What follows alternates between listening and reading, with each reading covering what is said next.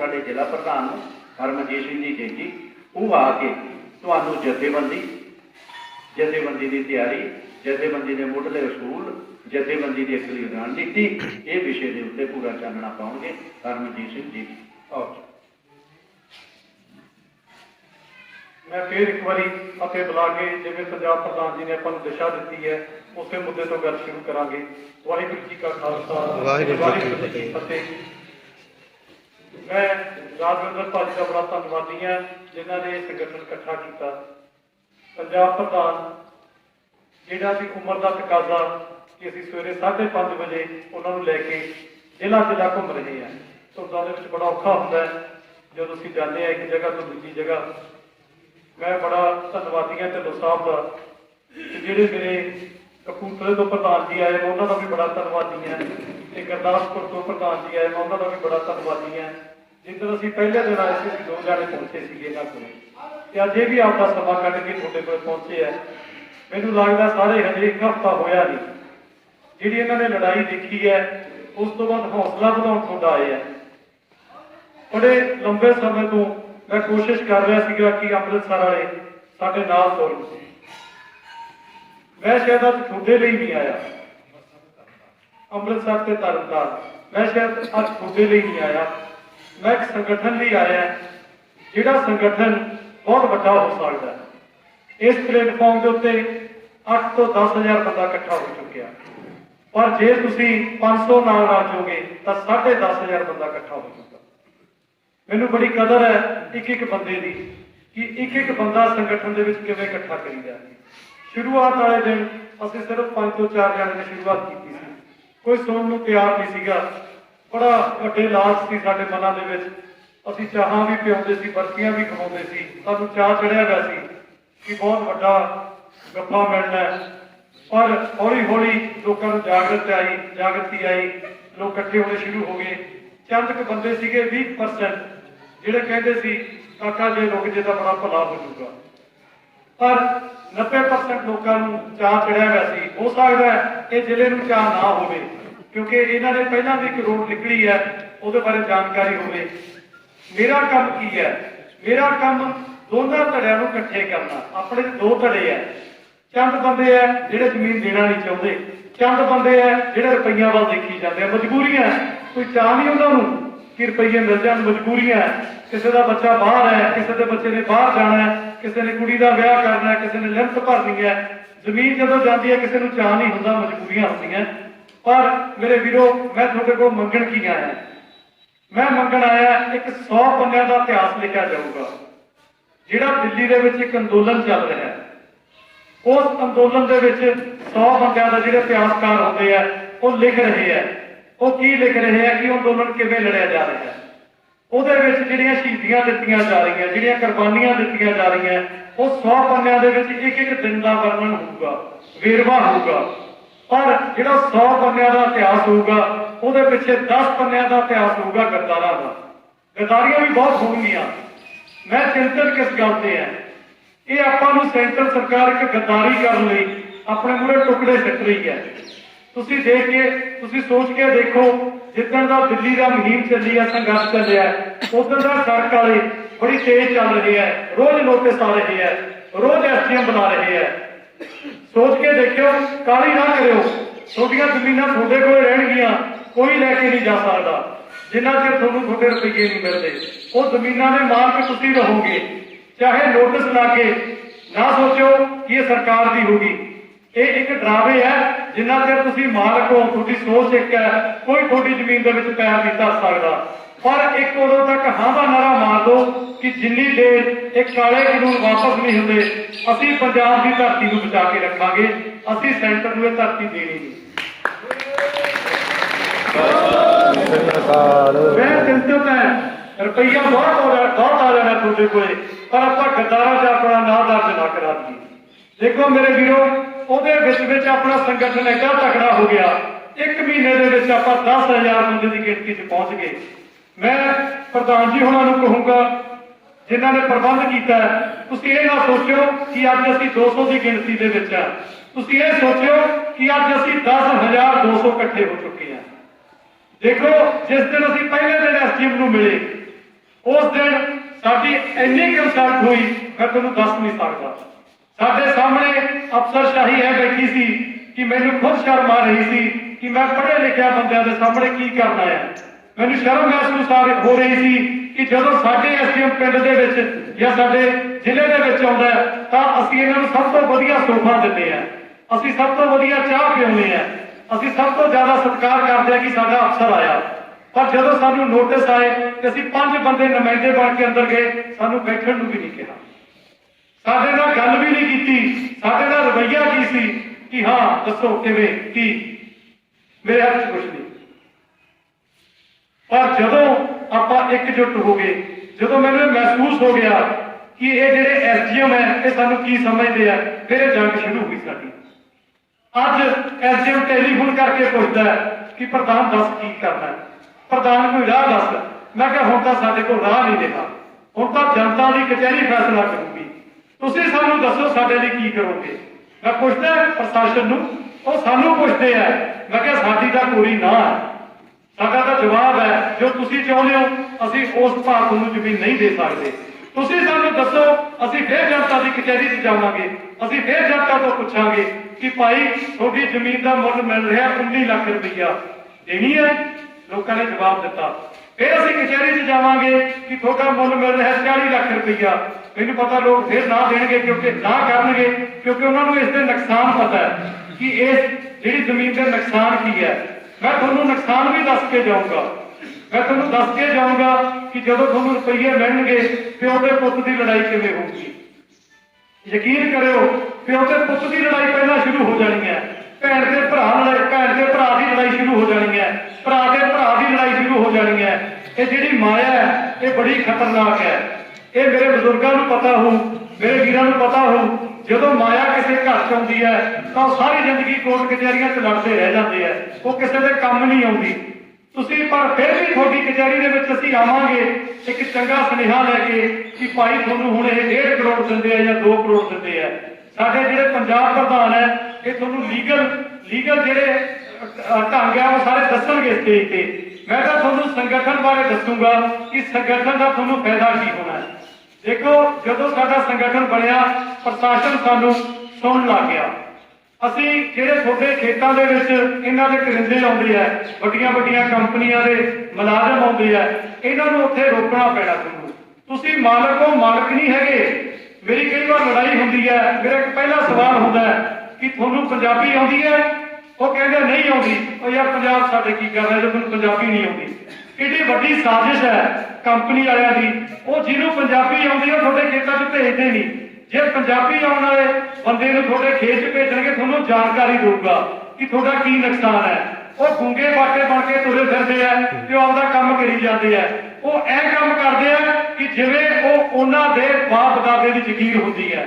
ਤੁਸੀਂ ਡਰੀ ਜਾਂਦੇ ਹੋ, ਉਹਨਾਂ ਨੂੰ ਛੇੜਦੇ ਡਰੀ ਜਾਂਦੇ ਹੋ, ਪਤਾ ਨਹੀਂ ਕੀ ਪਰਚਾ ਦਰਜ ਹੋ ਜੂ। ਮੇਰੇ ਵੀਰੋ ਕਿੱਡਾ ਕੁ ਪਰਚਾ ਹੋਊਗਾ ਜੇ ਰੋਕੋਗੇ।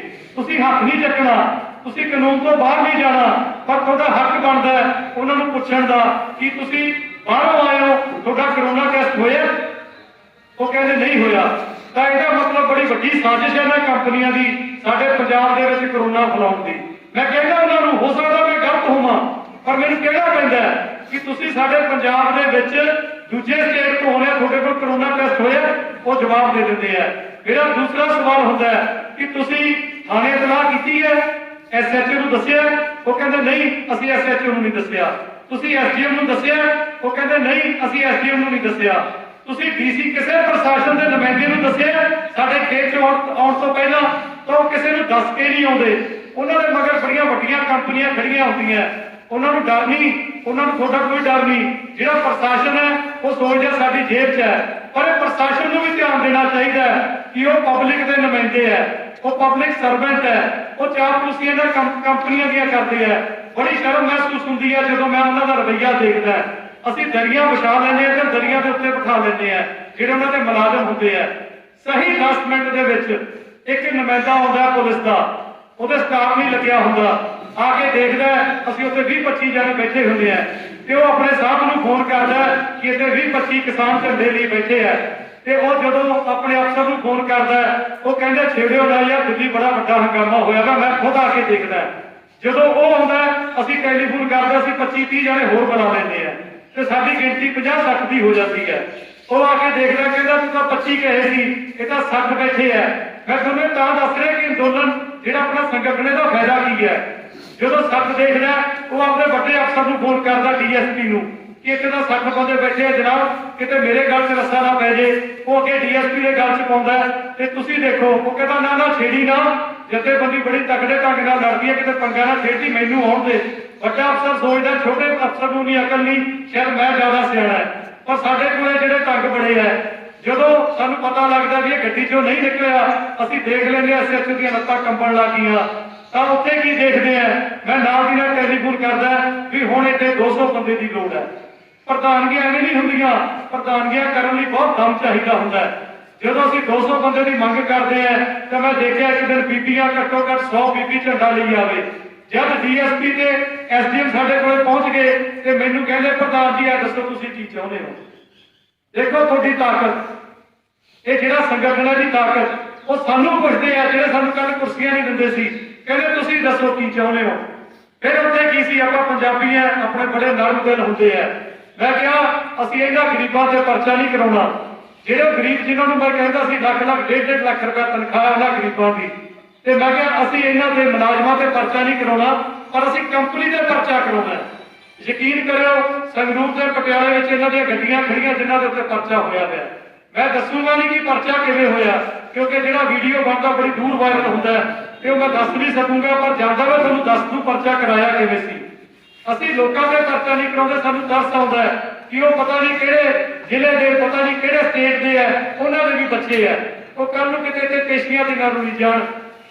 ਬਹੁਤ ਸਿਆਣੇ ਹੋ ਕੇ ਤੁਹਾਨੂੰ ਸੰਗਠਨ ਚਲਾਉਣਾ ਪੈਣਾ। ਜਿਹੜੇ ਪ੍ਰਧਾਨ ਹੈ, ਪ੍ਰਧਾਨ ਜਿਹੜਾ ਵੀ ਤੁਸੀਂ ਇੱਥੇ ਚੁਣੋਗੇ ਸਭ ਤੋਂ ਪਹਿਲਾਂ ਇੱਕ ਪ੍ਰਧਾਨ ਚੁਣੋ, ਕਿਉਂਕਿ ਸਾਰੇ ਖੰਭੇ ਗੱਡ ਚੁੱਕੇ ਆ ਅਸੀਂ, ਸਿਰਫ ਇੱਕ ਅੰਮ੍ਰਿਤਸਰ ਦੇ ਵਿੱਚ ਲੇਟ ਹੈ। ਮੈਂ ਸੱਚੀ ਗੱਲ ਕਹੂੰਗਾ, ਸ਼ਾਇਦ ਤੁਹਾਨੂੰ ਬੁਰੀ ਨਾ ਲੱਗੇ, ਲੇਟ ਹੋ, ਪਰ ਮੈਨੂੰ ਇਹ ਪਤਾ ਕਿ ਜਦੋਂ ਤੁਸੀਂ ਤੁਰ ਪਏ ਸਾਡੇ ਤੋਂ ਮੂਹਰੇ ਲੰਘ ਜਾਓਗੇ। ਮੈਨੂੰ ਵਿਸ਼ਵਾਸ ਹੈ ਤੁਹਾਡੇ ਤੇ, ਕਿਉਂਕਿ ਇਹ ਤੁਹਾਨੂੰ ਦਿਸ਼ਾ ਮਿਲ ਜਾਣੀ ਹੈ। ਸਾਡੇ ਕੋਲ ਦਿਸ਼ਾ ਨਹੀਂ ਸੀ, ਅਸੀਂ ਤਾਂ ਜੰਗਲ ਦੇ ਵਿੱਚ ਭਟਕ ਰਹੇ ਸੀ ਉਸ ਵੇਲੇ, ਤੇ ਸਾਨੂੰ ਉੱਥੇ ਸਾਡੇ ਪ੍ਰਧਾਨ ਪੰਜਾਬ ਪ੍ਰਧਾਨ ਮਿਲੇ ਤੇ ਅਸੀਂ ਤਾਂ ਇੱਕਦਮ ਸਰੋਪਾ ਇਹਨਾਂ ਦੇ ਗੱਲ 'ਚ ਪਾਤਾ ਤੇ ਅਸੀਂ ਕਿਹਾ ਸਾਡੇ ਨਾਲ ਤੁਰ ਪੋ। ਉਸ ਤੋਂ ਬਾਅਦ ਸਾਰੇ ਜਿੰਨੇ ਵੀ ਜ਼ਿਲ੍ਹੇ ਹੈ ਉਹਨਾਂ ਨੇ ਸਹਿਮਤੀ ਦਿਖਾਈ ਕਿ ਸਾਨੂੰ ਮਨਜ਼ੂਰ ਹੈ, ਪਰ ਅਸੀਂ ਉਸ ਤੋਂ ਪਹਿਲਾਂ ਸਹਿਮਤੀ ਕਿਸੇ ਜ਼ਿਲ੍ਹੇ ਦੀ ਨਹੀਂ ਲਈ ਸੀ, ਕਿਉਂਕਿ ਲੜਾਈ ਲੜਨ ਲਈ ਸਾਨੂੰ ਸੂਬੇ ਸਰਦਾਰ, ਸਾਨੂੰ ਕਪਤਾਨ ਚਾਹੀਦਾ ਸੀ। ਬਿਨਾਂ ਕਪਤਾਨ ਤੋਂ ਜਿਹੜੀ ਫੌਜ ਹੁੰਦੀ ਹੈ ਬੜੀ ਛੋਟੀ ਰਹਿ ਜਾਂਦੀ ਹੈ।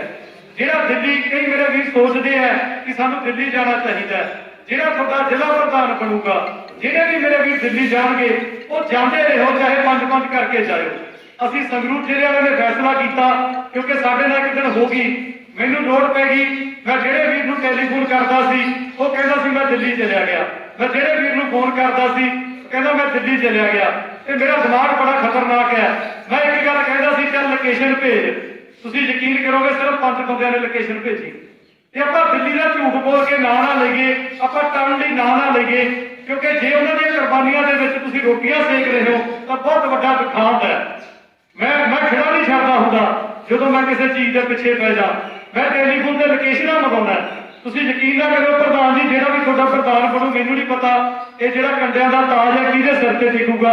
ਇਹ ਵਾਕਈ ਕੰਡਿਆਂ ਦਾ ਤਾਜ ਹੁੰਦਾ ਹੈ, ਕਿਉਂਕਿ ਸਾਡੀ ਇੱਕ ਸੋਚ ਹੁੰਦੀ ਹੈ ਕਿ ਪ੍ਰਧਾਨ ਬਣ ਗਿਆ ਤੇ ਅਸੀਂ ਤਾਂ ਰਜਾਈਆਂ 'ਚ ਬਹਿ ਜਾਈਏ, ਸਾਨੂੰ ਕੀ, ਪ੍ਰਧਾਨ ਆਪੇ ਹੀ ਭੱਜਿਆ ਫਿਰੂਗਾ, ਆਪੇ ਹੀ ਮੁਆਵਜ਼ਾ ਦਵਾ ਦੂਗਾ।